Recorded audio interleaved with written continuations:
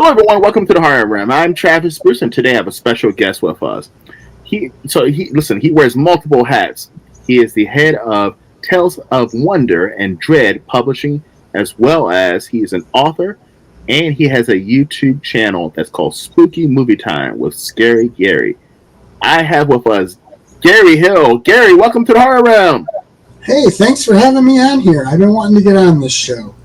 Oh, it's a pleasure, man. It's a pleasure. I think we talked a couple months ago, and I got to see your YouTube channel, and I was like, I cannot wait for this interview. Oh, I'm glad you're enjoying the channel, my friend. Yeah. So Gary, let's jump in. Tell us a little bit about Tales of Wonder and Dread Publishing. Okay, so Tales of Wonder and Dread, it's actually not strictly horror. It's Tales of Wonder being science fiction and Dread being horror, but we've actually published probably a lot more horror than we have science fiction. But I started it just 5 years ago. Well, it was 5 years ago, September 4th of last year. So it'll be 6 years this September. And the idea was that I knew there were a lot of books I wanted to get published, and I was already publishing on Lulu. And I thought, well, I also wanted to work with people. I had done one compilation book before that, or anthology book collection, whatever you call them. And it was called Dark Dreams and Weird Worlds, which was just that, science fiction and horror. And I had a lot of authors submit. And I thought this would be fun to do a lot of collections and things like that, and have a banner to hang it underneath. And so I went ahead and started Tales of Wonder and Dread. And we've published, I think, close to 4 dozen books now, including I published a series of science fiction, horror, dark fantasy from a writer named Elizabeth Lynn Blackson. I published her trilogy recently. We finished it recently anyway, and so that was kind of cool because it was the first time I did something that I didn't have a hand in other than proofreading and formatting the book. I wasn't really the editor so much as, well, she calls me your editor, but it was more just proofreading, and I didn't have anything in it. So that was different. Now, as you know, right now there's a lot of new publishing companies and presses. They're popping up every 2 seconds. It seems like. Yeah. So, and I have a lot of new authors who watch my channel. What is something that they're going to get from Tales of Wonder and Dread Publishing that they may not be able to get from other smaller publishing presses? Well, I've heard that I'm pretty accessible in terms of, I tend to, what you see is what you get with me, so I'm very genuine, and if you email me with something and want to submit something, you're going to hear from me, because it's a one-man operation, basically, and I've heard that a lot of people who have been rejected other places get approved here. I'll publish something here. I've heard that I've been several people's first publishing, which, I'm actually really happy about that. I didn't realize just what that meant to them, but I'm very happy that I can be that for someone. And I'm going to be, I tend to be pretty open about what I accept, as long as it's written well, and I'll work with authors too. If somebody needs to polish something, I'll suggest, do you want me to go in and do the polishing? Do you want to do it and have me look it over, or what do you want to do with it? And so I will work directly with people that way. So I think I'm pretty approachable. That's, I think, one of the factors that make it worthwhile publishing. Now, on the other hand, we are a very small operation, and everything's on my pocket. And when I publish something I want on my bookshelf. I don't think about whether it's going to sell or not. And the only way I can do that is the deals I offer are all percentage deals, percentage of the royalties. So I don't offer any money up front, which some publishers do. But I think a lot of people come back over and over again, so that tells you something. It's always a positive. Because, right now there's a huge influx in indie horror writers. And that's a great thing because with smaller presses, smaller publishers, and even self-publishing, it's allowing a lot of writers who normally wouldn't be able to get their work out there to get it out there and get it in the audience eyes. Now, what would you say is some are the benefits of going the publisher route compared to self-publishing? Well, it's funny. I've had several people, including Elizabeth, approach me about publishing their books. And again, I'm pretty genuine. I'm just going to call things as they are. I always tell them, you know what? Anything I do, you could do too, because we're an imprint. We're under Lulu. And if you want to do the work, I'm used to doing this work. I do it all the time. But if you want to do it, you get more of the profits, so maybe it's a good idea. But, I think that for somebody who isn't sure what they're doing, it is a really good idea, or just doesn't want to, go to all that trouble, because it is a lot of work if you don't do it a lot of the time. As often as I put those books out there, it's kind of, just formatting for me, and I go in and put it up and it's done. But, if you're trying to do it first time, it would be difficult. And I do have, my established social media channels and things that I can publicize it on. So that's sort of helpful too. Plus, I've got a small PR list that I send out press releases to when I release something. But again, any writer can do this themselves, but it's whether you want to do that. I can do the work for you, and depending, here's the other thing. Depending on if it's a novel, depending on how much work it needs to get it print ready, depends on how much of a cut I take.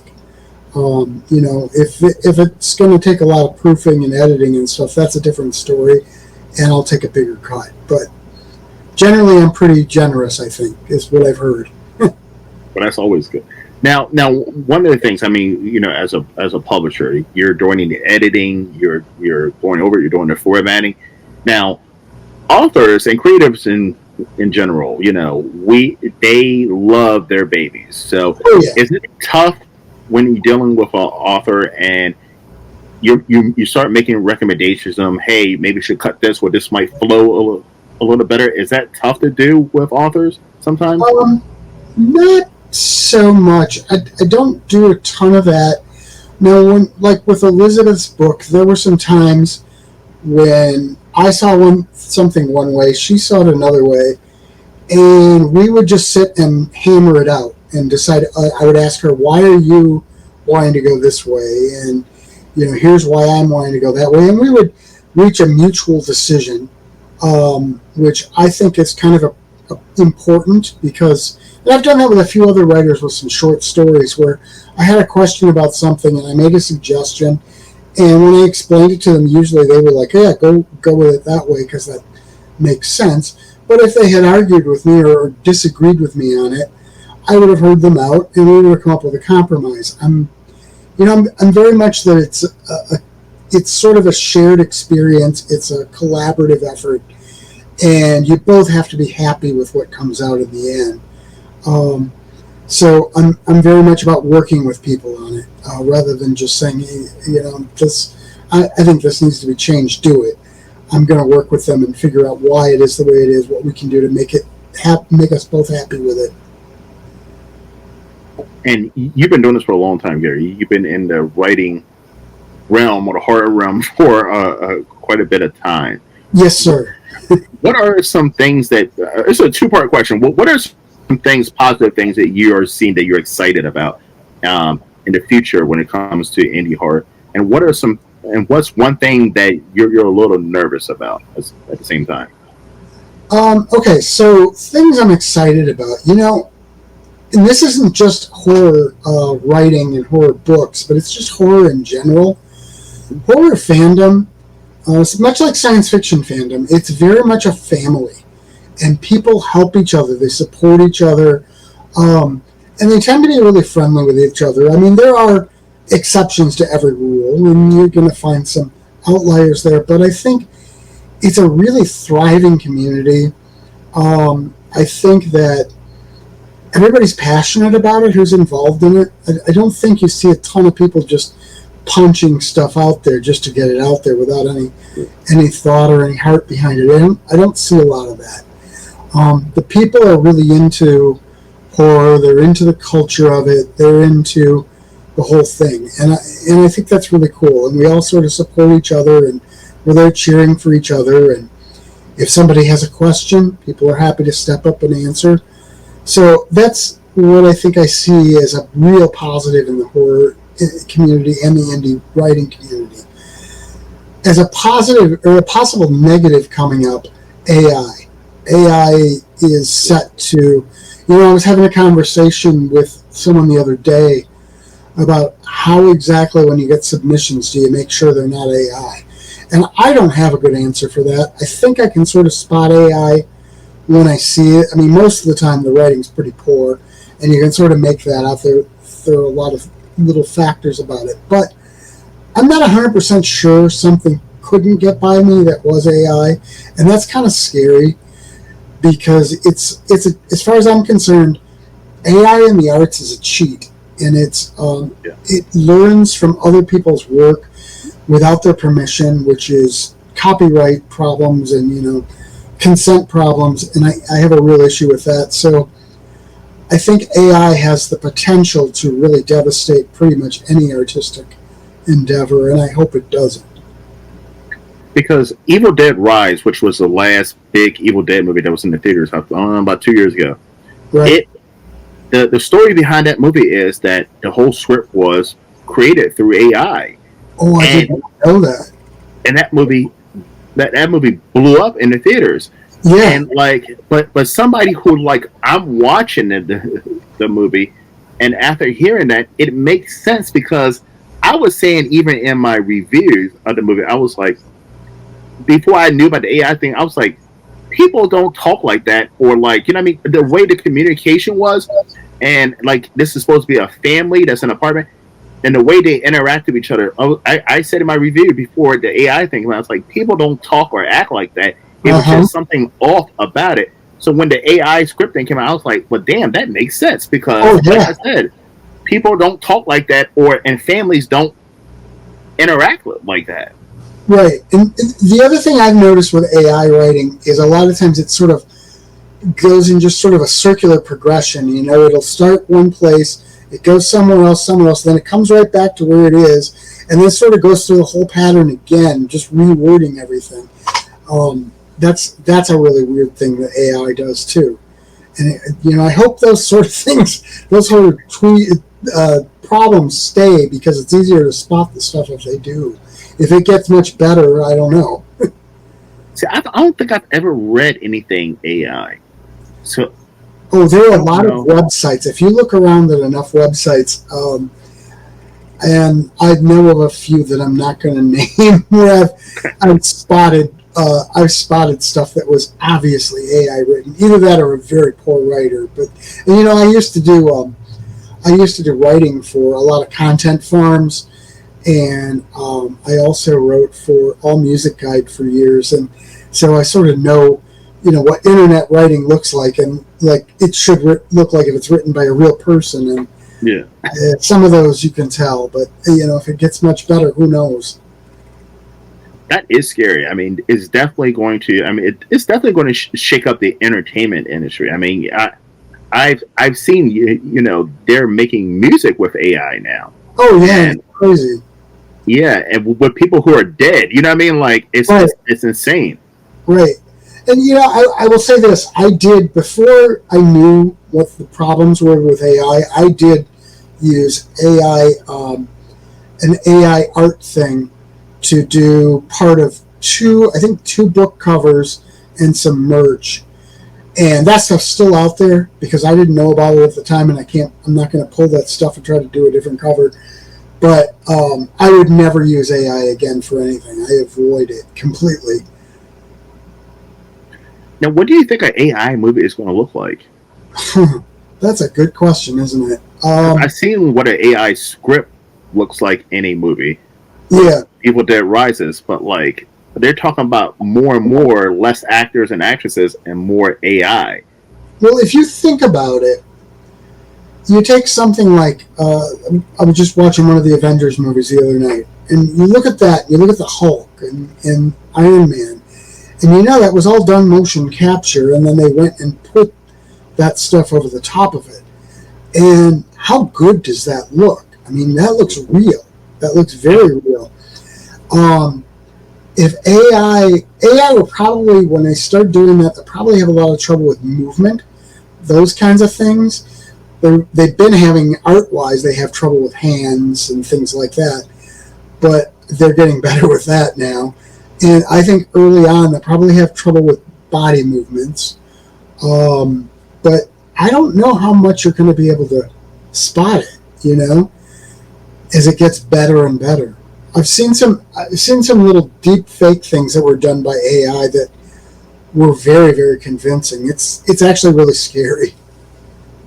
I mean, you and I both having ourselves out on the internet a lot in video and people being able to get our voices. We're 100% hackable for AI to copy us and do stuff with it. And there's literally nothing you can do about it because the stuff's already out there. 100%. But I also feel like audiences, and I'm going to age myself, but I feel like the younger audience, their expectation of entertainment is so low. It's so low. Like, it doesn't take a lot to entertain them. Yeah, but I mean, to be fair, and I think I'm probably older than you, so I'll age myself up. To be fair, entertainment has always had that lousy, poorly done stuff that has no substance but yet sells like crazy. I mean, I can remember when it goes to music, I can remember, bubblegum pop stuff was out there in the 60s alongside stuff like the Beatles and, the more substantial stuff. And some of that stuff was tracking right with it, So I'm not so sure that people embracing things that don't have a lot to them is a new thing. I think it's sort of been there with every generation. We just sort of, looking back on it, it's easy to overlook it because you remember the stuff that was great and sort of forget the stuff that was Because, I mean, I've even noticed when they were talking about, like, Americans' attention spans. Oh, yeah. And making movies shorter making movies and just programming shorter because of the TikTok and the YouTube shorts. The younger generation, they want everything in 5 to 10 minutes. Boom, boom, boom. They're like that short burst. That's what their entertainment. And I have fallen guilty of myself because I'm like this. Boy, it's hard for me to sit through a 2-hour movie anymore. Like, if it's not wrapped up in 90 minutes, like, I start checking out myself. Well, it depends for me, it depends on whether it grabs me or not. A movie is going to have to grab me probably in the first 15, maybe 20 minutes, or I'm going to give up on it. But once it's grabbed me, I'll stick with it, usually. Unless it starts to completely wander and get really boring for a while. But I don't care if it's 3 hours long. If they can keep me entertained that time, I'm good. Oh, the last Batman had me entertained the whole entire time, but it was 3 hours long, and I could not sit. I had to break that. I had to break that up in pieces and watch that. I was like, I cannot sit down for 3 hours straight and watch anything anymore. And I used to be able to. I couldn't get through that movie. I watched it. I didn't watch it in the theater. I watched it on TV, and it was like too dark to see, and everything was in whispers. And it's like, okay, I'm not watching this. But also, you bring up something interesting. I have noticed when it comes to modern movies, and not even modern, and I'm going to horror too, it seems like there's less lighting and everything is so fucking dark. Like, you can't even almost see anything. It's like so dark, and I'm like, is this some kind of new trend or something? But like, I'm telling you, like, I mean, as a watcher, I'm cutting the screen up as bright as I can. I still can't see anything.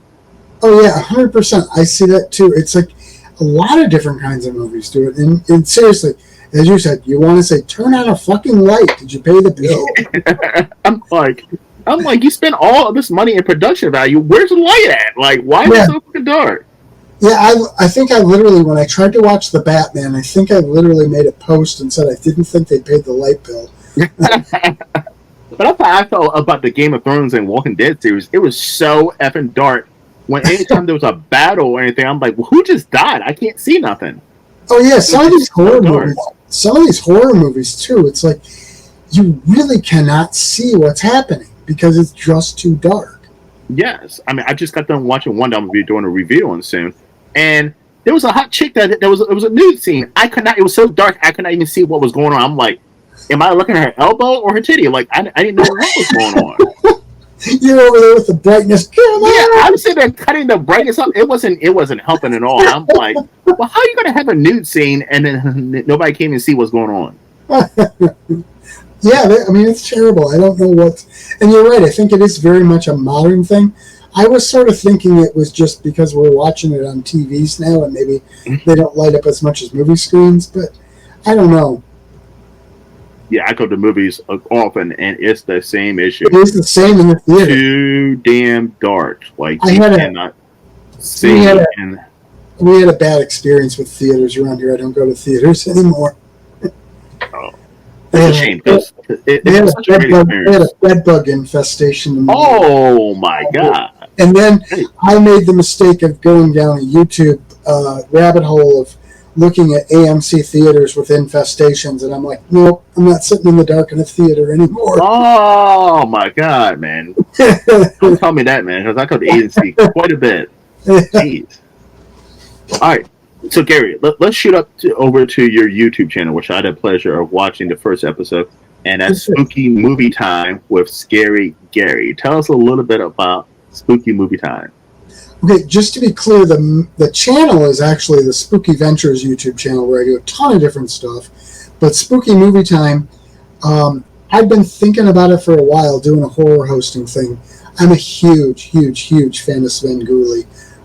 Like massive fan of Svengoolie, and of course horror hosts in general. But so I've been getting the Jones to sort of do a horror host thing myself, and I'm just sort of trying to work it out episode by episode. You know, I'm teaching myself how to do all this stuff, buying more lighting and more backgrounds and stuff each time, and just I hope the scripts are fun. That's what I'm looking for, is fun, as I do.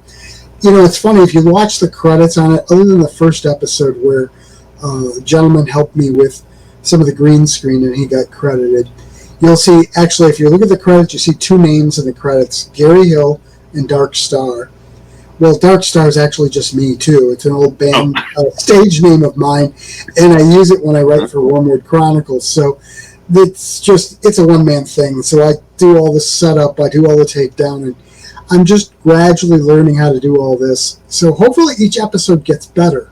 The third episode just went up last weekend, and I actually introduced a second character, a guy named DB Lovecraft, DB standing for Dead Body, who's a remote reporter. He's a fun character. So, you know, it's a fun thing. And, you know, obviously I show clips of movies. I started out, the first two episodes were all silent movies. This latest one, I did a West German, like, Z-grade movie called Horrors of Spider Island from like 1960, 1960, I think. But you know, it's the movies have to be public domain because otherwise you got to pay licensing. So I'll keep doing one a month at least. If it takes off, I'm going to start doing more than one a month. But for right now, one a month is good. So how does that work? So having a YouTube channel, you know, they can copyright and monetize you and copyright monetization. So if it's under public domain, does YouTube know that? Okay, here's what's funny about that. YouTube has bots, I think, that pick up the copyright stuff. Because, I mean, you post your stuff to YouTube too, right? Mm-hmm. Yes. Yeah, because as soon as you upload it, if you watch it, then it goes to checking, because it checks, and then it'll tell you if there's a copyright dispute or something. Well, the bots are not perfect. I noticed on all three of the episodes of Spooky Movie Time, it flagged it as copyrights on parts of it, even though nothing is copyright, but it did say that the copyright owner lets people use it, so there's no effect. So I didn't bother arguing with it. However, years ago I was posting music videos, and I had a song called The Black Hole, and I had a video that I made strictly with public domain pictures from NASA, and I just put that together and put it out on YouTube on a different YouTube channel. It got flagged as copyright for the Disney movie The Black Hole, which it had nothing to do with. It was my music and NASA pictures. So I argued with it or disputed it. They accepted my dispute, and like a week or two later, it got flagged again for copyright for the same thing. So they used to be really bad. I'm hoping they're just better now, but it can be weird. Yeah, because like when I do my reviews, right? I do movie reviews, and I at first I try to put clips on, right? Because I see other people having clips on, and I get flagged for copyright every single time. But people always ask me, Trev, how can you have clips in your review? And I'm like, only pictures or still pictures. It's because I'm like, because if I do that, I would get hit with a copyright infringement, and you get hit with a couple of those, and your YouTube channel goes bye-bye. Yep. Yeah, I don't, because I do movie reviews too on my YouTube channel, and I have never tried putting up clips because I just figured they'd get tagged. I do the same thing. I'll put up the cover pictures and things like that. I don't even do stills from the movies, but yeah, I know exactly what that's like. Yeah, but I've definitely seen bigger channels, and they definitely have clips of the movie. And I'm like, well, how the hell are they able to like get away with that? Or I mean, without getting copyright? I have no idea. I don't know. I've heard too that certain copyright owners or holders are more about it than others, and maybe YouTube has those flagged to look for, and maybe some companies you can get by with a little easier. I'm not sure, but that's just a guess. All right, so what was the most recent movie that you reviewed, Gary? Most recent review that went up, or most recent movie? Movie. I've done a few. I don't think I've done anything yet from this year. God, a lot of them I've been doing lately have been retro, but I've done. Heebie-Jeebie TV was a recent one. There was The Jester. Have you seen that one?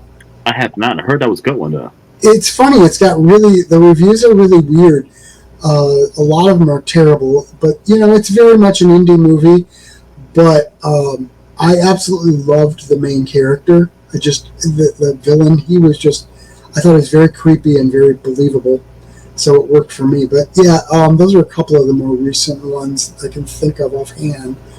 I do one a week, so they sort of start running together after a while. See, I'm backlogged. I'm hoping to get one up this week, but I'm so backlogged. I've watched so many movies, but it's like between the interviews, personal life, work, and trying to do the reviews, so it's getting hard to do. So what I do typically is I'll write up about 4 or 5 or 6 of them, and then film them all on the same day and put them together. And that's what I have to do, because I probably have about a good 5 movies. So like, what was the one I've watched recently? It was called. It had something to do with Everglades. Hold on a second. It was called something with Everglades, and this was the shittiest movie I've seen in a long fucking time. Like, I mean, also too, like, it was kind of offensive, and I'm not even Native American, but I can imagine a Native American. Hellglades, like it's taking place in the Everglades, called Hellglades. I'm gonna do a review on that. Yeah. But the best part of the movie is the actresses. I mean, are model quality. It follows like these 5 women, and I swear it's like they got them from Victoria's Secret, and I know like Victoria's Secret models, and I was like, wow, this is a low budget movie. I wonder how they were able to get these women to be in this movie, and that was the best part of the movie. Just think if they hadn't had to pay them, how much more money they would have spent on the movie. Exactly. The movie was terrible. What was the one? There's have you seen the movie Slaughter Day? I have not. Yeah, it's on like Visual Vengeance, I think, released it. Oh my god, worst movie I've ever seen in my life. Oh, but Gary, what I'm doing now is I'm going through Tubi, and I am literally just looking at the poster, and I'm looking for the worst looking movie, right? I'm looking for the biggest, like the worst looking poster ever, and I'm watching it because, and guess what? I've done that so far, and I found some hidden gems. I have really found some hidden gems that most people would not know about. But I found a lot of stinkers too, man. Like a lot of movies that I'm like, who made this and why? You know, like who was this meant for? Yeah, if you get a chance, watch Slaughter Day. It's like, and it's one review. It's won reviews, but it's like it won awards, but I don't know how. It was literally a couple high school guys, or barely out of high school, with a camcorder recording this thing, and just, I don't think there was a script. They were just like, go, and they did, and sometimes the go was actually left in the movie, you know. Oh, and it's sort of like they tried to do a martial arts movie but then mixed it with like a ripoff of The Evil Dead, and just sort of made it up as they went along. Wow, those are the best. but like a bad fun movie is great. Oh yeah. But a bad movie where like you're like, this person didn't care at all. Like you can tell that the filmmaker just didn't care. Like they weren't even trying to go for something. I don't know. I wouldn't even say it was a cash grab because it probably didn't make any money. But it was like, but I don't even know why. But some movies had me question like, why? Why did you make this movie? Like I don't see. There was no creativity behind it. There was no passion behind it. There was nothing. It's just a movie. Right. Yeah, I don't know. But, you know, I remember my motto for a long time when I was just reviewing records and CDs was, you know, nobody sets out to make a bad record. And so I thought the same applied to movies, but I'm not 100% sure anymore. Yeah. I think some people do go out to make bad movies, or I don't know. I don't. Listen, I have no idea. I mean, thank God I haven't. I mean, thank God I haven't interviewed any filmmakers that have made like one of those movies, because I would hate to have to sit on here and be like, like, you know what I mean? I thank God I haven't. I'm trying to think. I don't think I have, but thank God I haven't like interviewed a filmmaker that has made one of those movies I'm talking about, because it would be hard to interview them, Gary. It would be hard to interview them. Yeah, I remember years ago I saw Mike Judge on a show, and he said that he was on a show with the band Grim Reaper, and when Beavis and Butthead had Grim Reaper on there with a video, they just completely demolished it. And he was terrified what they were going to say to him. And they walked up to him, and they were like, oh, we love that episode. Wait till you see the new video, it's even worse. But I tore apart a filmmaker's movie once, and then, like, she was my first interview, right? Right. And like, she thanks me today because my bashing of that movie has got that movie so many views. Like, people have watched, and she's like, well, thanks. Like, people have watched my movie because of you. I'm like, well, you're welcome. Yeah, I always say, I actually don't publish negative reviews. Well, I do at Wormwood Chronicles, but as far as my YouTube channel or my music studio, I don't publish negative reviews. If I can't, write something good about it, I'm not going to write about it at all. But or talk about it, but I forgot where I was going with that. I'm nicer now, Gary. Listen, by the way, I'm nicer with my reviews now that I actually interviewed. Now that I actually interviewed and became friendly with filmmakers, I'm nicer with my reviews, or I'm more pleasant. I try to do, this is what I like, and this is what I didn't like. You know what I mean? I try to do that. That was what I was going to say, is I've had, I will point out some negative things on something, and I've had people get back to me, like musicians, I've had them get back to me and be like, okay, so what are you saying here? And they were asked me, and then they'd run their later music past me and go, what do you think of this? And they sort of work to get that stuff in. So, it can be constructive. Even if you have negative things to say, it just, like you said, you got to be nicer about it so that they don't get upset with you. But yeah. Because while I was on my first story show, I had no idea that I would actually be talking to these individuals. I was just making indie horror bad movie reviews and just going with it. And then it turned into I'm interviewing these individuals now, and I'm like, okay, well, I can't be as mean anymore. All right, Gary, where can everyone find you, my friend? Okay, my writing stuff you can find at GaryHillAuthor.com. The Tales of Wonder and Dread stuff is at talesofwonderanddread.com, and Spooky Ventures is at spookyventures.com. And if you go there and want to check out the spooky movie time with Scary Gary, you can click on the playlist, and there's actually a playlist with all the episodes. Sweet. Well, I'm going to down in the description, everyone, are the links to those sites as well as the link to Gary's YouTube channel. So make sure to like, subscribe, comment, and watch some of his amazing work. Gary, it's been an absolute pleasure having you on, man. It's been a lot of fun. Yes. Everybody, thank you for coming to the Horror Room. I'm Travis Bruce, and that's Gary Hill, a.k.a. Scary Gary. Hey, thanks for having me. No problem. Bye. Bye-bye.